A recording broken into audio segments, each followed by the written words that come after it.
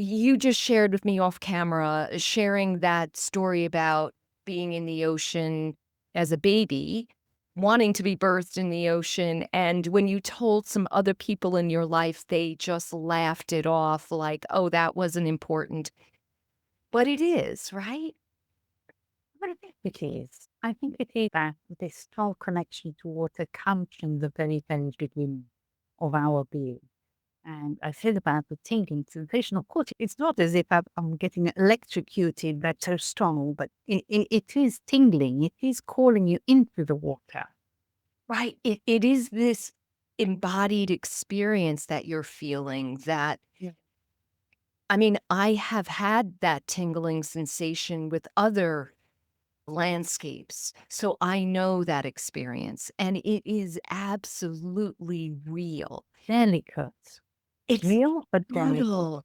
It is subtle, so to be open to that, and what I can say from my own experience of that feeling is it just kind of rises up into my heart area. Completely And you just feel like a pull, right? But you just feel compelled. compelled. You feel compelled. It goes back to your very beginning, and I'm sure it's got something to do with the very essence of when you came to this universe. Welcome to the Enchanted Earth Podcast, where you will hear stories of nature with the power to transform our lives. These sacred stories are begging to be shared now. So listen in as my guest today shares one of their own.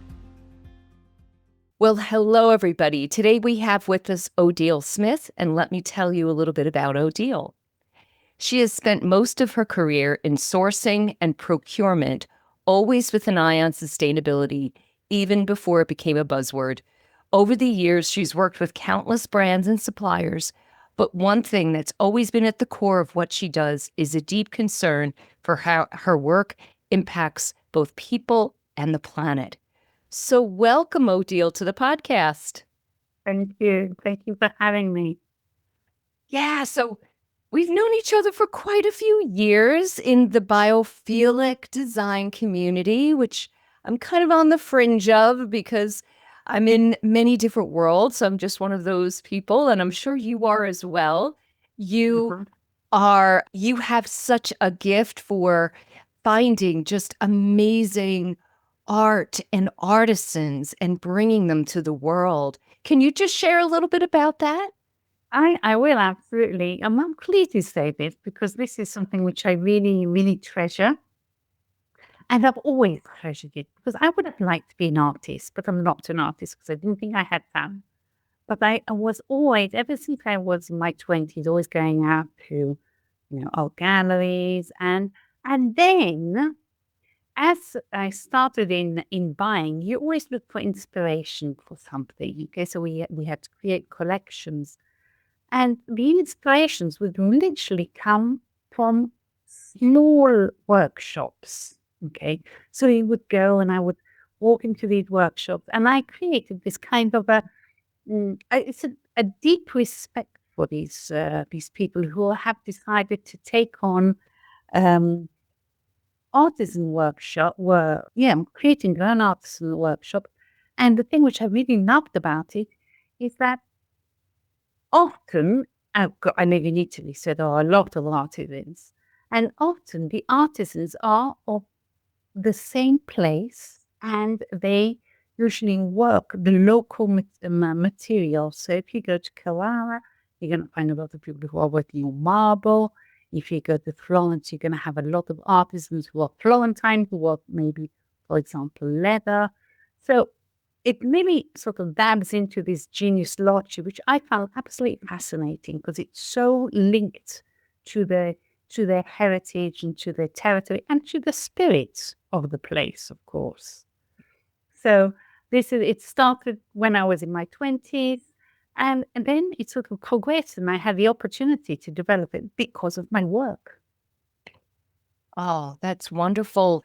One of the really amazing things is infusing with the spirit of the place, the actual materials from the place. And and the local culture. Yes, and then it goes from generation to generation. It's the heart through the hands.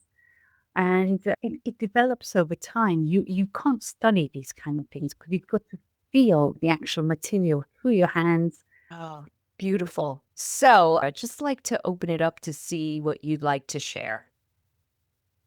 So I would like to share with you something which I'm sure we have talked about before, and this is this kind of calling, which you feel inside of me towards water, and in particular towards seawater. Okay.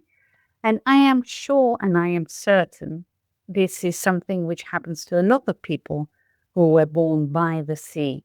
Okay. So you were born by the sea, you grew up by the sea, and life circumstances brought you to go away. And I'll never forget when I left, one of my bosses at the time, he turned around to me and said, the people who leave Genoa always come back. And at the time, okay, I was young, I wanted to go and conquer the world, you do this and that. But there has always been, even when I was younger, this call to go back to the water. And I'm not just speaking about the city, I'm literally speaking about the shore, okay, sitting on the shore and going inside the water. So it's not just a matter of, I want to go, and lie on the beach or splash around in the summer. Because this happens that you want to go there even in the winter, even when there is the storm, you miss the smell of the sea, the touch of the water on your skin. And I think that also that it differs from location to location. Okay. So all sea isn't, water and sea is the same, but there is something about going back to your roots, should I say, or where you were grown up, and feeling that kind of water embrace you, because you really feel that it's like a mother embracing you, when you go in that particular kind of water. Yes, yes. Now, so your childhood was there. You spent a lot of time at the shore. Uh-huh. Do you have any particular experience, either a child or an adult, that we can really kind of get into and experience with you? Okay, so there are several, and I must take a step back because obviously I take things for granted and people don't know them. So I was born in Malta. Okay. Oh. I was born in Malta, which is in the middle of the Mediterranean.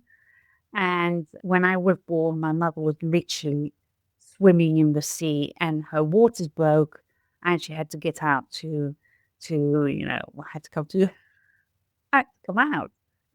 So I think this connection through my mother, obviously, because, she wanted to stay in the water. She didn't want to go out under 40 degrees in the sun and go and give birth.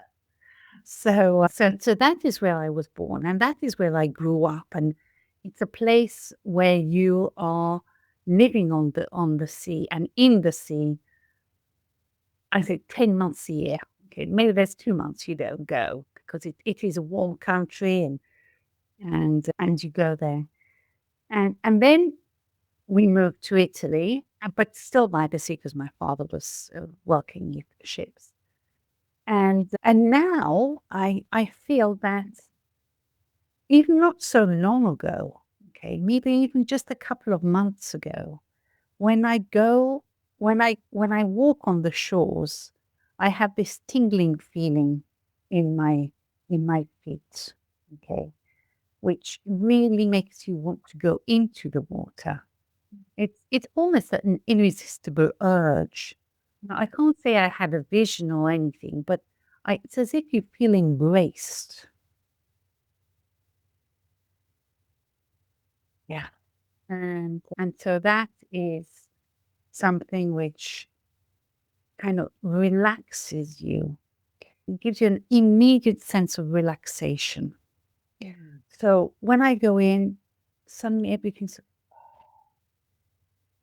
and being part of it, that you are inside where you are supposed. I don't say as if you're in your womb, because I can't remember what I felt like when I was in the womb of my mother.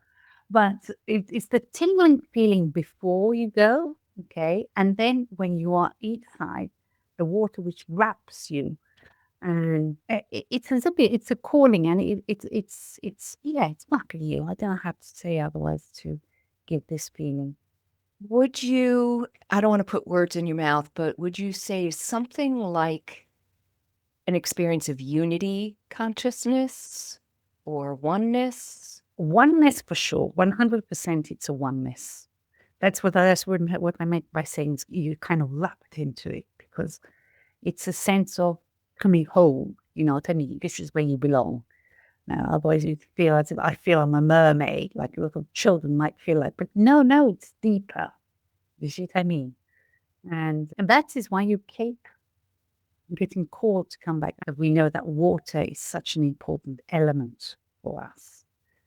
And I think it's even more so than a lot, because if I speak to the rest of my family or friends, they don't seem to have this such a strong calling. You know what I mean? Apart from maybe my brothers or my sisters. So you were talking about the experience of walking on the beach and then having this tingling sensation rise up through the bottom of your feet. Now, I think that's amazing. I love the ocean. I was born and raised on Long Island outside of New York City. Spent a good part of my childhood at the beach and really, really love it and feel a strong connection to it. However, I can say that I have not felt that tingling sensation in the bottom of my feet. So I think that's just so magical. Like, I think maybe sometimes we don't notice it. We just miss it. We come up with all sorts of reasons. And you just shared with me off camera, sharing that story about being in the ocean as a baby, wanting to be birthed in the ocean. And when you told some other people in your life, they just laughed it off like, oh, that wasn't important. But it is, right? But I think it is. I think it is because as I said, my son from a very young age was connected to nature, and I am sure that this strong connection to water comes from the very, very beginning of our being.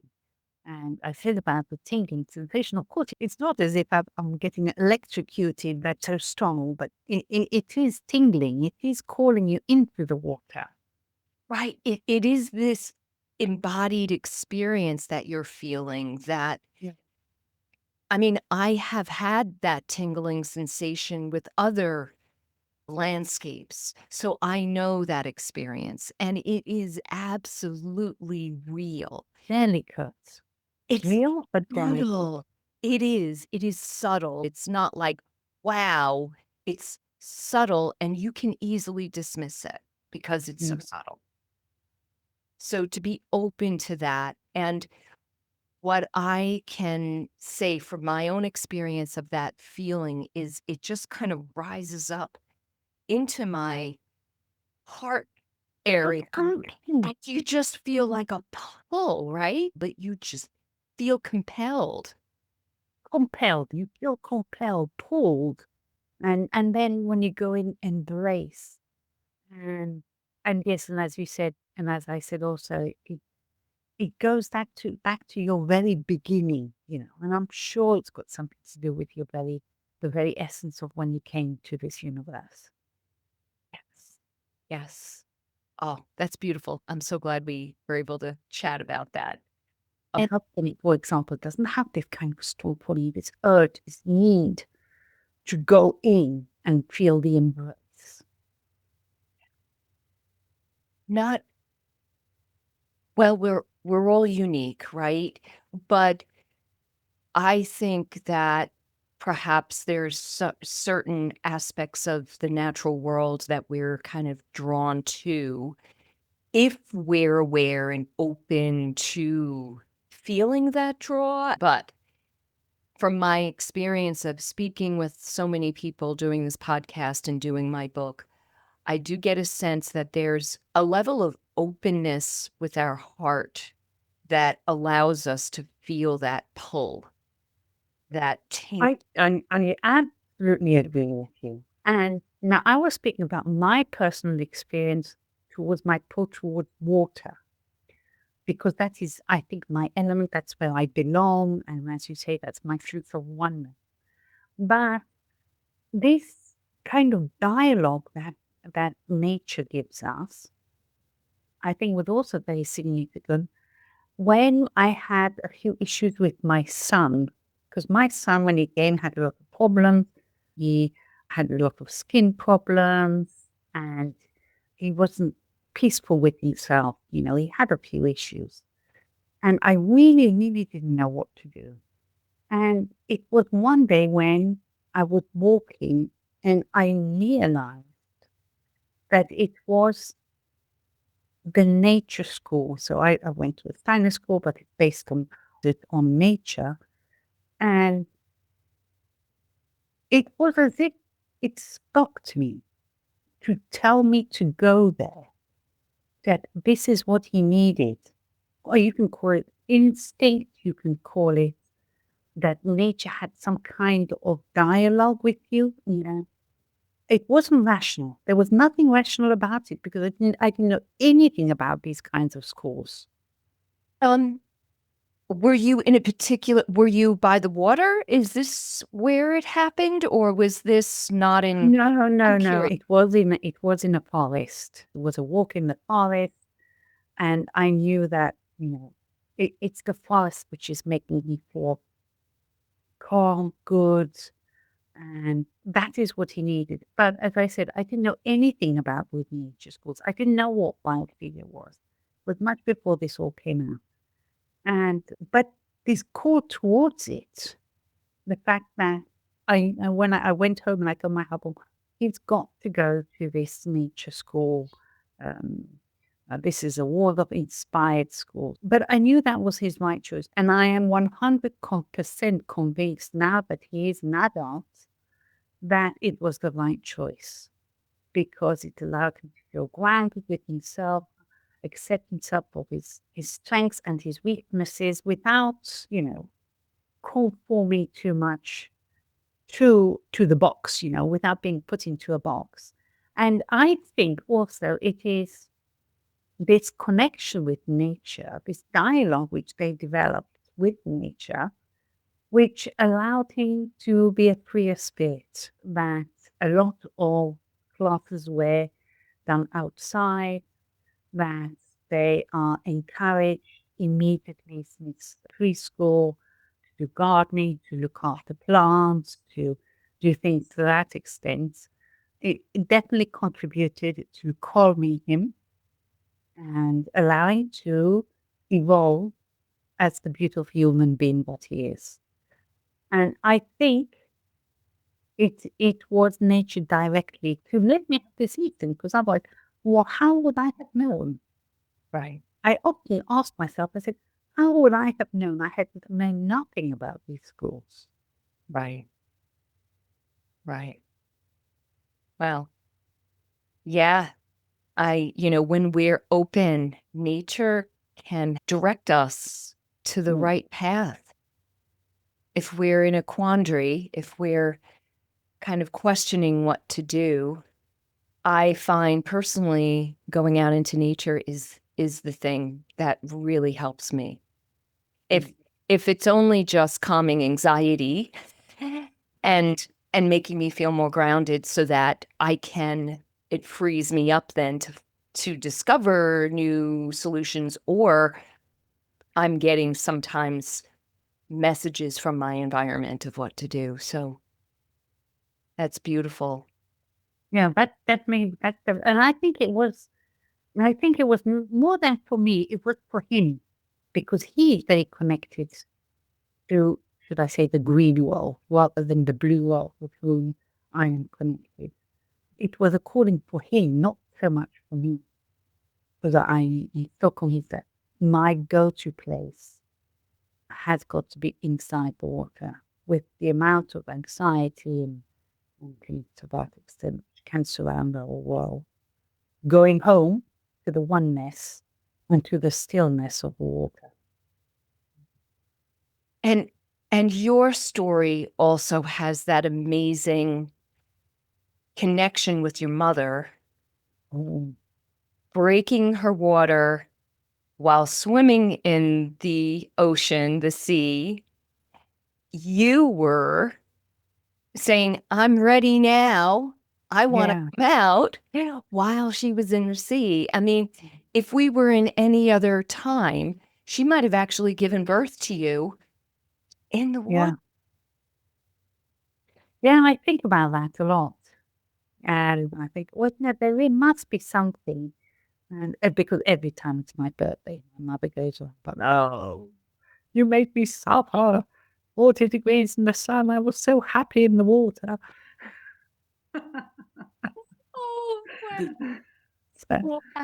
So yeah, she was out basically because that's the way it was. And yes, I'm convinced that there is something there. Yeah. It's not that it's through her, it's the whole mixture of things. You know, Odile, it's fascinating, but the last few interviews that I've had water has been the main focus of every story. And different experiences of water and rivers and lakes and yeah, it's really magical. Yeah. Water is such an important element. I mean, I'm not very good at remembering quotes, but someone said the earth should have been called water because it's mostly water. It's so true. And what's really interesting coming out more now with kind of fringe quantum physics, but talking about how water is condensed light.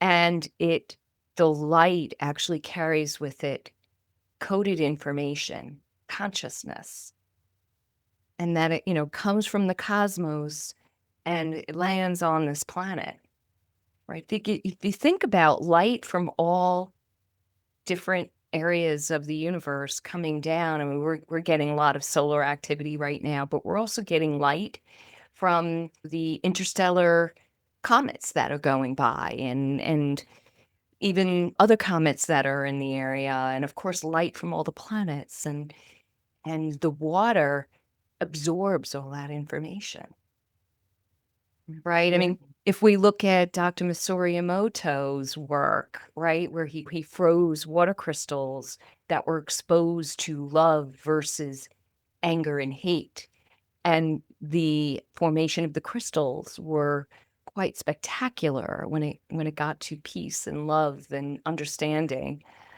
and quite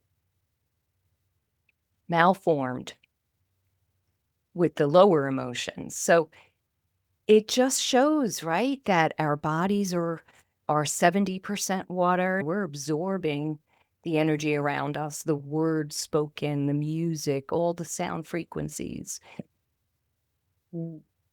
And water is carrier of all of that. And water regenerates us, literally.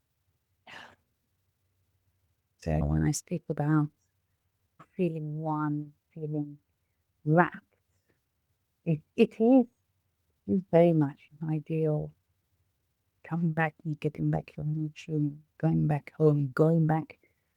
It's almost as if you're going back inside the womb. You see what I mean? Going back inside to your fetal moments.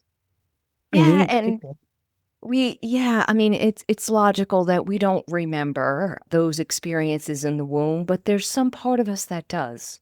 It's unconscious, and those memories are there. So you live by a lake. Why don't you live by the ocean? Well, we are going to go there. Well, we hope within a year we're going to go back to the sea because my husband comes from this area, so This is when we got married. This is where I came. You know, big city where I was working. Now, of course, the children were small. We didn't want to move, but it's 100% as soon as we are free, we're going to go back. Oh, But wonderful. we're going to go back exactly to the sea I want to go back to, because we did look at options in other areas. And I said, no, I want to go home. So you're going to go back to Genoa? I'm going to go back, not inside Genoa, but, you know, on the Ligurian coast. For sure. Beautiful. Beautiful. All right. Well, is there anything else you'd like to share with us to wrap up our conversation? Gosh, you know, I think people don't realize, and then when they do realize, you know, we don't realize sometimes how important nature is for us and the impact it has on us. And sometimes we don't stop and think of the single experiences we live, that when you do, you just live in a completely different mindset and world, what kind of world. So, and I say, sometimes it comes through people. In my case, it came through my youngest son, who sort of made me stop and think. And then you look at things in a different way. You see what I mean? Yeah. Things may happen, and if you are not with your eyes wide open, as you said, people are not open to listen. So you've got to realize that at one point you will realize, because it will come to us sooner or later. Everyone at a different stage of their life. Some people come very early. As I said, for my son, it came very, very early. He lives for nature. Yeah. I think also these generations that are being born in this century are much more attuned to their needs in relationship to the natural world. Yeah, I think we were bulldozed a bit when we were in our, 70s, 80s, got to be super productive and now we're all sort of realizing, what the hell have we been doing? Yeah. At least we're waking up. So Yeah. that's fabulous. Oh, well, thank you so much for being on here today, Odile. It's been such a pleasure. Well, thank you, Maureen. You know, I really love always speaking to you. And you're very dear to my heart every since the very beginning when I approached this world. Oh, thank you. And everybody who's watching, listening, please comment. We will reply to your comments. Would love to hear what this brings up for you. Please share and subscribe. And I hope you have a fabulous day. Thank you. Thank you for being a part of the Enchanted Earth Podcast. Please hit the subscribe button so that you'll know when we publish another inspiring episode. Check out my book, The Enchanted Earth, available wherever online books are sold. Thank you and have a magical day.